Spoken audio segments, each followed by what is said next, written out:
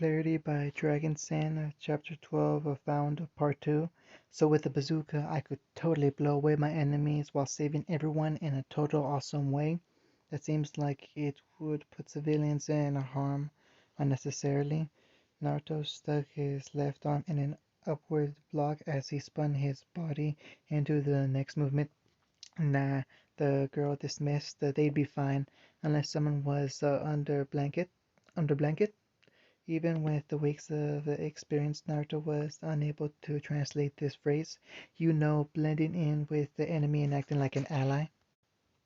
Ruby rolled out the explanation as if it were obvious. Oh, you mean espionage? Naruto took another step with the spearhead to an imaginary sternub, or undercover. Yeah, that. Snapping her fingers like a game show host, the huntress filed away his correction for future reference. I'm sure you've done plenty of missions like that, though personally she chose not to think about why he took such missions. I have not, the blonde admitted, as absently as he executed a roundhouse kick. Following through, though, he nearly missed the next move as he realized what he had said. How long had he been revealing things this casually?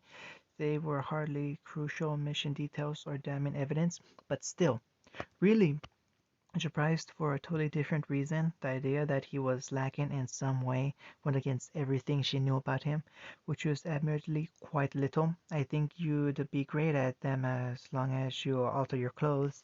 Something stylish yet practical. I noticed that what you had on in the ship was a little bit antiquated. Now that she'd been thinking about it, the only reason the assassins hadn't stood out from the rest was probably because they were all soaping wet, and not that it mattered, because the outfits had been ditched as soon as they'd been discovered. When you get back, you should ask whoever is in charge of that to let you guys go shopping. That's a waste. Flowing into the counter, Naruto maintained that clothing was just clothing. There was nothing special about it. For a split second, his eyes found his belted arm. Usually, I don't know. About to see his point, but still disagreeing, Ruby shrugged. I think you looked good in orange. I took a beat forward, her brain registering what her mouth had said, and when it had, Ruby added a new shade of red to her wardrobe. Orange is an extremely visible color. Not noticing the girl's self-induced turmoil, Naruto shriveled his nose to the impracticality of an orange outfit. Exactly, the girl squeaked gratefully for his misunderstanding. Nobody would ever expect you to be undercover with that kind of color on. There was a brief pause as he mulled over the possibility in his head. That is an idea, Naruto conceded, continuing his kata while Ruby sat idly by having nothing else to say about this lukewarm answer. Well, idly wasn't the right word. The only idly comparable would be like a jet on a runway waiting for permission to be catapulted into the air. Sitting still was not her thing, ironic considering she used a sniper rifle, which she wished she had now. It was just that she honestly didn't know what else to do, considering her only form of entertainment had short-circuited that morning. Would you care to join me? Out of the blue came the assassin's voice, and again Ruby didn't recognize it as anything real. She continued to stare listlessly, halfway asleep, over at the blonde as he continued his artful movement, until she at last realized the offer for what it had been. The girl gave a slack-jawed hum, which might have been in contemplation or in sheer incredulity at the proposal, but she quickly shook off the surprise in order to seize this unparalleled opportunity, flashing over to be next to her companion in a mirrored position. The next move, pausing, he looked over his shoulder to correct his shadow stance, only to see Ruby committing the next part of the kata with ease. I've been seeing you do it for 2 weeks now, she responded to his own surprise with a smile. Spread your legs, he commanded flatly. What? Ruby twisted around and shouted over at the assassin, nearly falling entirely out of her form and flat onto her face. "Your legs are too close together, and you will have difficulty with the next step," he explained patiently. "Spread them out a bit more until they are just past the breadth of your shoulders." "Oh," Ruby responded intelligently. "I thought Never mind." Pink tinted her cheeks as she refused to look over at the blonde, even as he moved on in the form. Thus the two of them continued the kata in relative silence, with Naruto only giving out occasional correction where he saw necessary. An overly peaceful afternoon if you didn't think about the incoming rain. "Clarity, where is everybody?" Whis asked to a room filled with no one. Their dorm, their nest now continually felt bare without that gay little red ribbon chirping about and squawking ludicrous orders. No, Ruby was no longer there to force feed them prestigious spiels about teamwork that were as palatable as mealworms, nor to sing off-key songs about how great the world was despite all the things that were hunting them. Reese was walking on eggshells as she entered the empty room. The sound of her heels on the hard floor were like the shatterings of glass or illusions. How could she think she could outrun them? The assassins were always there, creeping up on her. They were as pervasive as her last name, and likely they would be with her just as long, always taking her sense of security and anyone else who happened to be in the way of that. Ruby was just their latest victim, but by no means would she be the last. Even now, Reese had to admit that others were suffering in her absence. The most obvious was Yang, whose upbeat attitude was completely reversed, so that she would hardly respond to anything. She simply followed them to class each day and do her work without enthusiasm or comment. And instead of being kept up all night with worry as she was before, now the pretty girl went to bed promptly at the stroke of 9, though it was certain she still got less than 8 hours of sleep. We might have wondered where Yang was now, but there were only a handful of other places she could be, either lacklusterly forcing food into her gullet, or else exercising as mechanically as the workout equipment itself until she was as stiff as metal and could barely creak back into their room. No, it was Blake which was the more troublesome to track down. The girl was almost as slippery as those shadows, somehow being even more aloof than average and hardly spending a second with the remainder of her team. Where she would go after class was anyone's guess, and this dark cloud wasn't just limited to people within their circle. No, the somber mood, like a hurricane, was flooding the halls with a deluge of depression. Lessons seemed tenser, and halls were almostly quiet as the students traversed them as quickly as possibly getting from class to class. Not many ventured outside the school anymore. Weiss couldn't even remember the last time she had heard a laugh. Ruby's presumed demise had caused ripples throughout the entire school simply because it was hard to hide a semblance that left rose petals in all the cracks. Then there was the fact that the bottomless pit always seemed to have a snack that she didn't mind sharing in class. The same ball of energy attacked multiple students for information on their weapons before so much as knowing their name. Everyone knew hers, and now she was missing, or worse. Everyone on Beacon was training to be a huntsman or huntress, and most of them had only recently learned about another enemy they would have to fight besides Grimm and the occasional criminal. Now they knew they would have to face people who were every bit as trained and determined to win. Worse, the other side had apparently also claimed their first victim, picking off their youngest before she even had a chance. We didn't know what she could do, how she could help, or what decision she should make, but if she were being honest, she wasn't the best person to be making any decisions of import. Not now, and perhaps not even normally. It was impossible to deny her own affliction to Ruby's absence, But the concession she'd been most reluctantly to face was that she was unqualified as a leader in her stead. Not only could Weiss not say where any of her team was currently, she hadn't been able to keep them together in the first place. Maybe it was just being smacked in the face by the vacant dorm yet again, which made her finally realize this, or perhaps she had always suspected it, and she was no longer able to drown out the truth with Ruby's insane prattle. In either case, she was just about ready to concede defeat, hand in the mantle of captainship she'd usurped uncontested, and surrender herself to a jury of her peers which were nowhere to be found. It was just herself, and the problem was that Weiss was contrite enough to be lenient with her own punishment. She sentenced herself to solitary confinement on her bed, face down on the bottom bunk. Physically, she was fine. She had the strength to lift herself out of the plush mire, and the mental capability to know that she really ought to. It was her duty and her penance. But Weiss was emotionally drained, and the bottomless reservoir of happiness and energy she'd come to count on was gone, and she was unable to fill the role herself.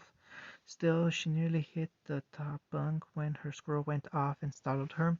Wiping out the device, she glared at it as if it had done her a personal affront.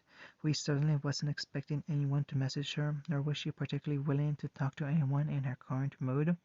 Thankfully, the message was short, to the point of being unintelligible. In fact, what she initially looked to be an esoteric acronym turned out to be nonsense the longer she looked at it. And the longer she looked at it, the more the brief symbol of letters irked her. What kind of idiot? She looked at the center. It was Ruby.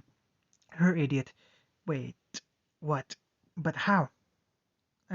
She returned to the text with renewed fervor and alertness, quickly figuring out what was written was gibberish. She passed over the body of the message for the metadata. The recipient list was long, probably everybody in Ruby's contacts, but more importantly than that was the pin which dropped where it was sent. She now knew where Ruby was. Figures, we sighed, her urgency momentarily being overcome by relief. Only that dunce would be saved by a butt call. The mere thought of her captain filled Weiss with a renewed sense of purpose that trickled over into a manic grin. Some of that extra energy she used to leap out of bed and grab her previously discarded shoes. I've got to find Yang and Blake. Tearing out the door with heels in hand, Weiss was then torn about what to do first. No, wait! I've got to tell Ospen. Still in stocking feet, she accelerated with the use of her semblance down the hallway. The line of pale glyphs, like breadcrumbs, led the way to Ospen's office. No doubt Blake and Yang had gotten the message too, and they would be of the same mind. While they now had a location, Reeves was also sure they would need all the help they could get if the assassins were still in the area, if they happened to get there first. No, she wouldn't let them. She wouldn't be left behind this time. Hang on, Ruby, we're coming. Ruby tapped her foot repeatedly as she waited in the cave for the blonde to return. What was he thinking running out there in the rain? She scowled as she paced back and forth. Shortly after finishing the kata, her companion, whom she refused to call by his codename and thus had referred to in this cumbersome manner, had gone off without any explanation, which wasn't that odd except that there was nothing else for the blonde or her to do that day. Fortunately, she wasn't left with her thoughts much longer, as the cause of her ire casually walked into the cave, dripping wet. "Where have you been?" Huffing irritably, Ruby accosted her cave mate with an accusatory tone. "I had something to retrieve," the blonde answered enigmatically, already moving to get past her and remove his soaping clothes. "And what would that be?" she asked, with her hands on her hips. The blonde eyed the girl, and her posture, the look she was giving him, screamed, "Better be good or you'll regret it," a tactical stance he recognized from dealing with his female teammate's legendary short temper. Thus, he believed her. but it wasn't like he didn't have a good purpose, at least what he was led to believe was a good purpose. Her emblem, he'd found it, producing the carved emblem from within the folds of his drenched clothes. He held it out so that the gloomy light from outside would just shine upon it. I remember the general area where we had landed, he explained. I searched the area and came upon it. As if it had been a mission, once he set his mind upon it, he had ventured forth, uncaring of the condition outside. The rain would have made finding anything so small nearly impossible, but he had also thought of it as training to look for tracks and had been almost disappointed at how easy spotting the shiny piece was, the twisted metal being sticking halfway out of the mud like a hand asking to be rescued from a shipwreck. I thought I'd try out compassion, he explained, tasting how the word sounded on his shivering blue lips while thumbing the ornate emblem in his palm. How did it make you feel? Ruby asked, suddenly more interested in this fleeting idea rather than the return of her undamaged property. It didn't, flatly and honestly, he answered, no different than the many reports he had given over the years. Ruby nodded, telling herself that she didn't expect anything, yet still feeling disappointed. But, raising her head to look back up at the taller teen, she made eye contact and thought again that she saw something flicker in the waning light. The endeavor didn't seem pointless.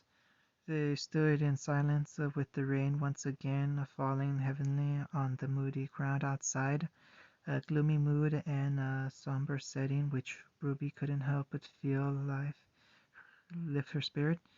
She let a smile peek out in place of the sun which seemed so far away. It's a start, she whispered, hugging the emblem close to her chest so that the chilled metal felt warm. She looked back up, locking eyes with the boy that had brought back the precious item to her on a whim. She would never be able to express how much she appreciated this to him, and doubted that he'd understand it anyway. But this lack of empathy didn't preclude the action, which was a step in the right direction. Without another word, she walked over to her corner while he did the same. Despite the heat in her cheeks, the fire waning low and was just about dead, but it wasn't a cold night, so they would be fine. That's what Ruby thought as she wrapped herself in her cloak and burrowed into the fuzzy threads saturated in her scent.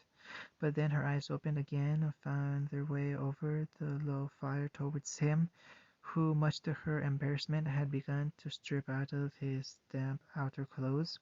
After shedding as much as he dared to retain heat and decency, Naruto still could not stop shivering. He closed his eyes in the hopes that it would conserve energy, but the act simply made him realize how tired he was, and yet unable to truly rest as his body juddered like Ruby when she tried to keep still. That was until he felt something drape over his shoulders by its weight alone, unable to sense the fine wool. Slower than he would have wanted, he opened his eyes to see Ruby sitting next to him and wrapping them both up in her cloak. Part was chagrined that she had gotten that close without him noticing, and part was embarrassed because, well, he honestly didn't know why. I remember you shivering the first time. Not looking at him, she explained her empty hearth. I don't want you to be at that uncomfortable again. Not saying anything as he proceeded this event. He knew he wished they had a fire so he could think straight, yet he also knew that he appreciated the court warmth and did not want to offend the owner. Your cloak is rather convenient, he finally admitted as the two sat next to each other, each knowingly bemoaning their lack of dry handling. Yeah, I love it, Ruby whispered with childish pride. It keeps me warm and doesn't get in the way when I use my weapon. Plus, I look so cool saving civilians when I'm wearing it. Why do all your comparisons involve heroism and weapons? The blonde mouth into the frayed edges of the garment, breathing his own musty stench and the inherent sweetness clinging desperately to the dirty linoleum. Why do all your metaphors involve death or blood? Ruby retorted in good humor, trying not to let her irritation with the dampness of her neighbor intrude, and hoping he understood the joke. Fair point. Too tired to argue, Naruto muttered his acceptance and burrowed further into the source of primal comfort. Ruby giggled at the blithe response, her eyelids beginning to feel heavy. You know, you can be funny when you want to be, she whispered, the shared heat suddenly claiming her victim as well.